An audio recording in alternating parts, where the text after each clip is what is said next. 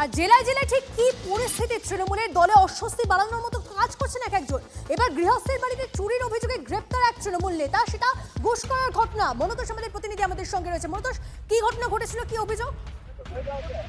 দেখো, গত শনিবার রাতে ঘুষকরা পৌরসভার 14 নম্বর ওয়ার্ড, সেখানে একটি বাড়িতে চুরির ঘটনা ঘটে।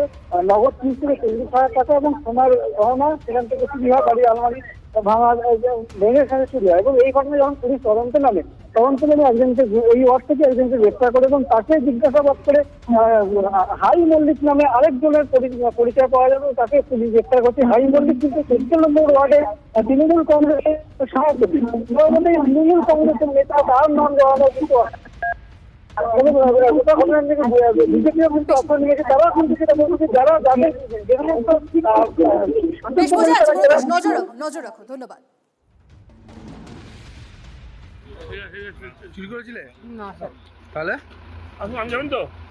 চুরি করিনি স্যার। কি চুরি করেছিলে? এ ভাই বেরিয়ে এসো। তা ধরলো কেন? আমি চোর নয়। যে দলেরই রাজনৈতিক নেতা হোক না কেন, আমার বাড়িতে চুরি হয়েছে, আমার ক্ষতি হয়েছে, আমি তো চাইবো না, আমি জানবো সে অপরাধী।